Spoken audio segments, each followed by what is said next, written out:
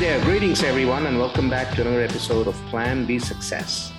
We have Crista with us today, and Crista Grasso is the creator of Lean Out Method. She's from Connecticut, and she's all about cutting the fat in any business and focusing on what really moves the needle.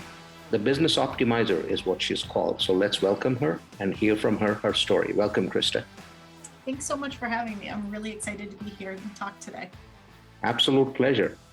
So before we jump into what you do, let's hear about yourself. Can you tell us a little bit about yourself? Yeah, sure. So I grew up in Connecticut, still live here a whole lot of years later. And I had initially started off with the thought of being some kind of artist.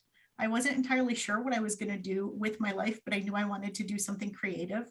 I went to college for a fine art major. And about halfway through my journey, I started to really think about the fact that if I'm going to work for myself for the rest of my life, even if I am in the arts, I really should understand business.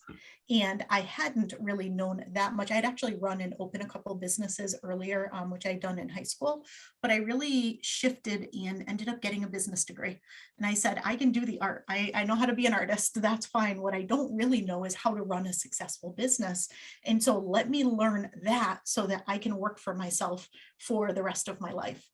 And I graduated, and like most people who graduate college, had a lot of loans to pay back. So got a job in corporate to start things off. And I ended up surprising myself, thinking that I really wanted to be this artist. I never wanted to work in a corporate setting. And I got in and I actually completely fell in love with what I was doing. I liked the types of clients I was working with. I loved the type of work I was doing. And I ended up sticking with that. So although I've had quite the journey over these past 20 plus years, I actually still do today a lot of what I did in that very first role straight out of college. Awesome. And so where and how did you come up with the Lean Out method? Yeah, so while I was working and consulting in corporate throughout all these years, I finally did start my creative business, and I ended up creating a jewelry business. And I had a lot of success with that business. I scaled it very quickly, and I actually scaled it a little bit too quickly. I didn't have systems in place. I had a lot of other things in place, that really ultimately had me working completely around the clock. I was buried in debt. I almost put myself out of business. I made a lot of mistakes that I think a lot of new business owners make, going in really excited and very passion fueled, but not really thinking through a lot of the really critical business components and system side of things. And I ended up at a really tough place where I had to make the decision if I was going to be able to keep my business going or if I was going to have to close it. And I took some time away from my business to really reflect.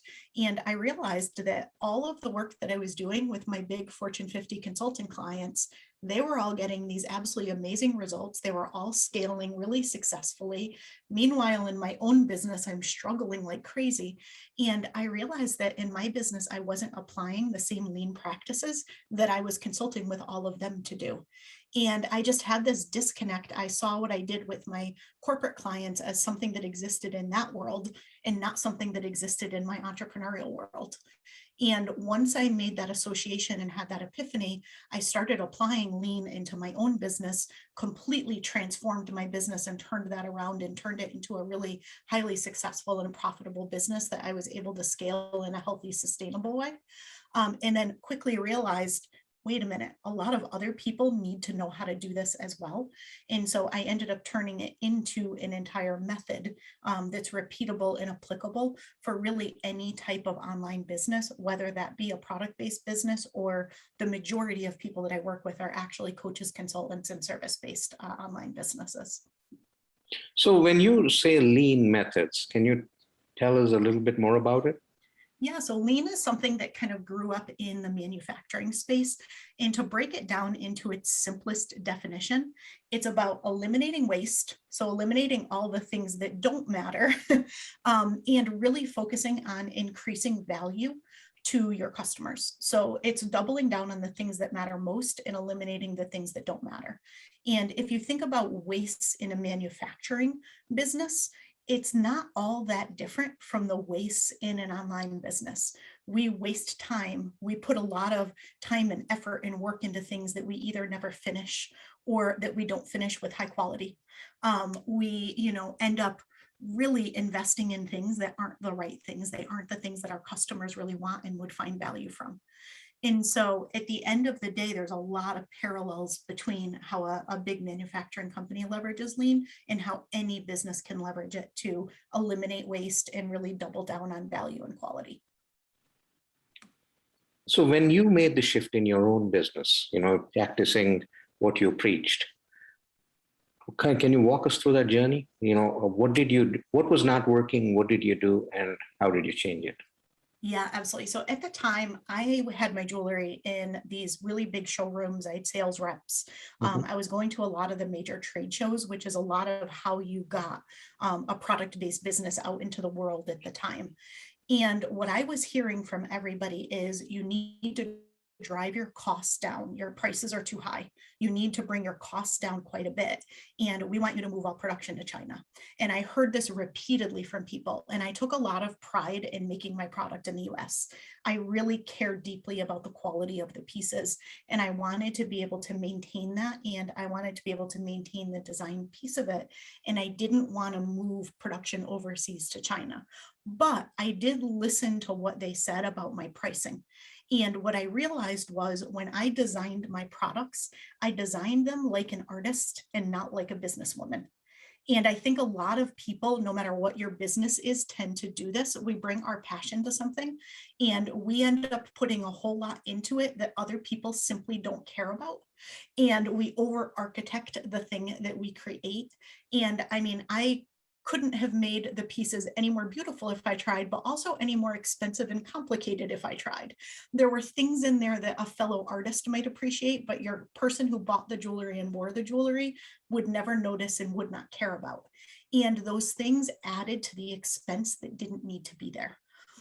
At the same time, we were buried in orders. I went from making jewelry at my kitchen table and selling it at local craft fairs to all of a sudden selling thousands of pieces of jewelry a day. Really big difference. And so having those systems in place and having those processes in place to be able to consistently make the product, deliver the product, ship the product, all of that was something that we struggled with. Sometimes I'm not quite sure how we got those orders out, but we did. And so what I ended up realizing with lean was I was doing too much. I had too much variety in my product. I had things in my product that nobody cared about that was driving the costs up. And I had so many things missing without having those systems in place that we were wasting a lot of time and wasting a lot of money, which again was impacting our cost. So I set out to be able to reduce the cost of my pieces, simplify my product line and simplify my pieces, keep the quality and production all in the US, but still achieve that goal of the pricing that I was being told the target buyers really needed. And it was no small feat. I was told I was crazy on many an occasion and that it was not possible. And the only way I could do it was to take production to China. But I did do it. And I still have production in the US today. So what kind of clients do you service? In my lean out method business, I work primarily with coaches, consultants, and online entrepreneurs, ones who already are established, have had some degree of success, but are at that place where they really want to scale. And they want to scale in simple and sustainable ways, which is what I learned to do the hard way. They don't want to try to scale the way I attempted my first time through. And how do they find you, your clients? A lot of referrals, and I do have my own podcasts and I do a lot of podcast interviews. So people find me that way a lot. And I've got a really, really great Facebook community. We're really active and interrelated. And I go live once a week and do some training and really do some spot coaching for people. And so a lot of people tell other people about my community as well. Awesome. That's awesome. Now, how long have you been doing this? I have run my own businesses and been consulting since 2000. I officially launched Lean Out Method as a business entity, even though I'd been doing it for many, many years back in 2019. So. Awesome. And, when it comes to the coaches or consultants or the kind of clientele that you're servicing, you're catering, do you see that most of their problems are pretty similar, or do you find lots of unique flavors in what they do? Yeah, most Where people they struggle? most people fall into a few different buckets. A lot of them, they want to scale. They know they want to scale their business. They have these visions of something much bigger than where they're at today. But almost all of them are in a place where they just are feeling completely overworked, completely overwhelmed. They feel like they've got so much on their plate. They can't imagine adding anything else. They know they need to do less. Like, they hear people like me talking about do less, make more, and they think that sounds great, but how on earth do you actually do that? And I know I want to scale, but how can I do that when I barely even have time to breathe throughout the day, let alone learn how to and do something different? And so when most people come in to work with me, that tends to be the place that they start. And when we really look at the root cause of why they are where they are, frequently what happens is they either haven't surrounded themselves with a team or haven't surrounded themselves with the right team. So they may not really know how to properly hire and train and develop and advance and kind of mature a really quality team that can kind of run their business in their absence, right? So they feel like they can never step out of their business. So they're always on and always working. They might not have systems in place. So they might have literally everything still in their head. So they either have to do a lot themselves, or they're critical for every decision that has to be made in the business because they don't have those documented systems for other people to be able to go do something without them. And then the other one, and this is the big one, is a lot of times they no longer have a business model that's really in alignment with where they want to go in the future. So maybe they had a business model that they created back when they started their business multiple years later, and their business model has gotten really complex. It feels really heavy, doesn't feel exciting to them. They might not really like their offers anymore. They might not really love some of their clients anymore. They see this vision and this evolution for themselves and for their business, and their current business model, their current offers and structure just are not in alignment with where they want to go next. So that's usually the first place I start with people, is getting everything back into alignment, helping them find that really solid business model that will achieve the vision they have, and most importantly, protect their lifestyle goals as well, so they're not giving up their personal life to be able to scale their business. And then from there, we get really intentional with their time. We lean things out. We get rid of all the stuff that doesn't matter, so they can actually get more done in less time and have a bigger impact. Awesome. A lot of people, especially solopreneurs or coaches, consultants, these kinds of people kind of stumble into what they're doing out of passion, right? They're not even looking at it as a business. They're just doing it because they love to do it. And then down the line, somewhere they start thinking about, okay, why am I not earning $1? And for a lot of these people, they're creatives, and going into structure, systems, and all the technical aspects of running a business, that can be a bitter pill to swallow. Do you see that? Do you experience that? Oh yeah, absolutely. I mean, I started my coaching and consulting business working with artists of some type. A lot of them were jewelry designers, fashion designers, right? Now I tend to work more with coaches and consultants in the health or business space. But everybody, unless you are built like me and like could wake up and do systems all day long, 99% of your entrepreneurs are the visionary types. They're the idea generators. They want to be out doing the fun, sexy stuff. The last thing they want to be doing is sitting at the computer and documenting what they do all day and creating systems, right? And so what it typically comes down to is this. It's, if you really do want to scale your business, and why you want to scale your business, right? If you think about it, is to reduce that dependency on you. So as you're bringing in more revenue, as your profits are increasing, you don't have to be that like linchpin to absolutely everything. You can have things run automatically if you have automations in place. You can have other people do things and manage things and run things and even be the coach in some cases inside some of your programs with the right systems in place. And so what I always teach my clients and work with them on is this is how you get what you really want. That freedom that you want, whether it's time freedom or financial freedom, or just freedom of choice in what you get to do all day long, right? That comes through systems and team. And it may not be what gets you out of bed in the morning, but it's the thing that's going to let you do what gets you out of bed in the morning.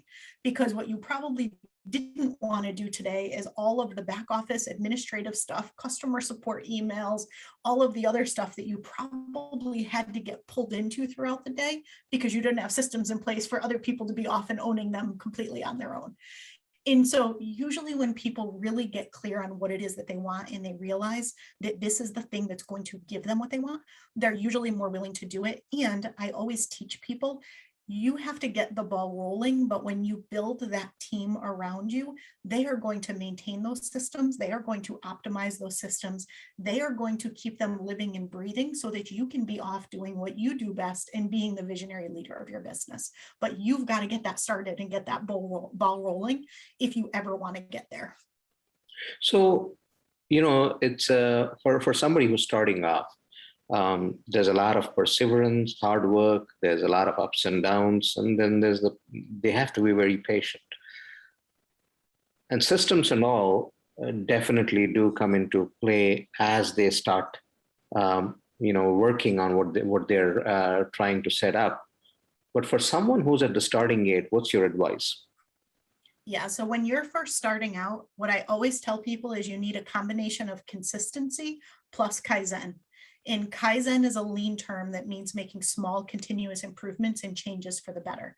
So you need to be consistent, i.e. patient, something that most new entrepreneurs are not. You try something and if it doesn't work in 5 seconds, you flip gears and try something else, right? You've got to do things really consistently and measure and see how things go. But you also want to leverage that Kaizen because you don't want to keep doing the same thing and getting the poor results. You want to keep looking at things as an experiment to say, okay, I tried that didn't work. How can I do the same thing, but try something a little bit different and hopefully get better results? And when you find something that's working, when you find something that you want to repeat those results, that's when you look at a system. You don't want to try to create systems from day one because when you are in that early stage of entrepreneurship, what I call emerge, the reality is you're going to throw out 90% of what you do because it is a place of experimentation. You're experimenting until you find that product market fit. You find the right offer for the right people at the right price. Up until then, you're probably going to throw out most of what you try. So that investment in systems isn't going to be worthwhile because you're going to never look at it again and never use it again. But as soon as you find something you want to repeat or you want somebody to help you with, that's when that system becomes really important. You mentioned that there are certain scaling secrets for the larger firms, the multi-billion-dollar firms that could work for you as an entrepreneur as well. Can you talk us through some of those? Yeah, so I've worked with some of the largest companies in the world. I've consulted with Fortune 50 clients, Fortune 10 clients for the past 20 years. And something that surprises people sometimes is that not only do they invest they invest in their people. They invest in their people. So if you do have teams, make sure you're investing in your people. They know that if they've got somebody in-house already who's good, it is going to cost them much less money to send them for training and to send them to conferences and to teach them how to be that rock star and completely, expand and up level their skill set than it will be to hire somebody new. So invest in your people. That's something that companies do. But the thing that I find most people, are surprised by is companies also invest in innovation. And this is something that as entrepreneurs, I think we really need to do. We always hear about making time to work on our business and not just in our business, but very rarely do people talk about innovation outside of the startup market.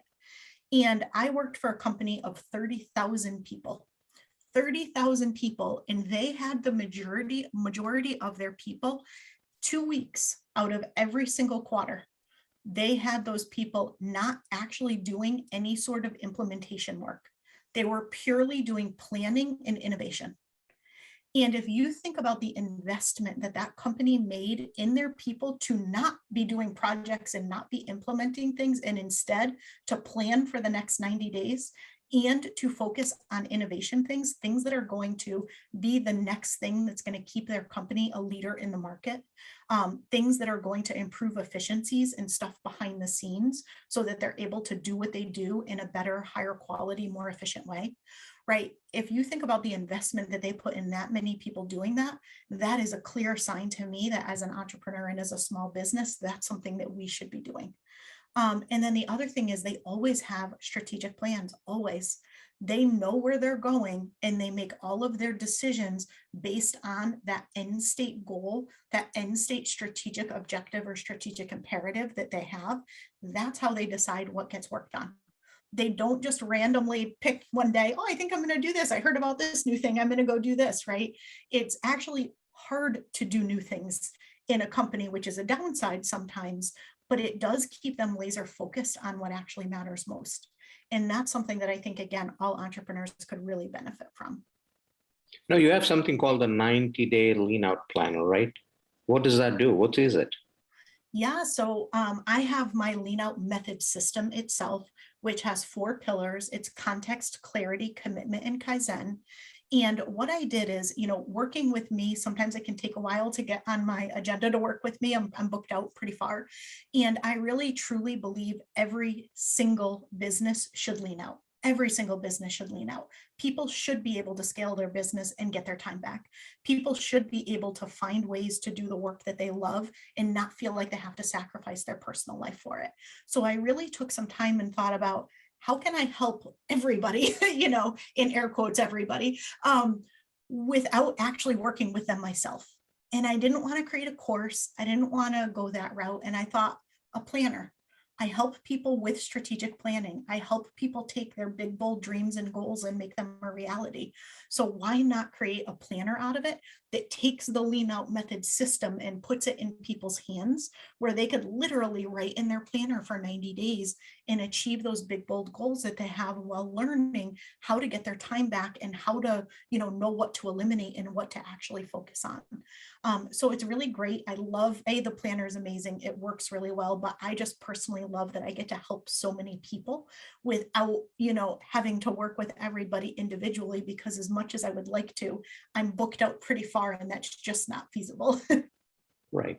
And then under your lean out method philosophy, what do you offer your clients? Yeah, absolutely. So I have a few different things. My big thing is in-person retreats.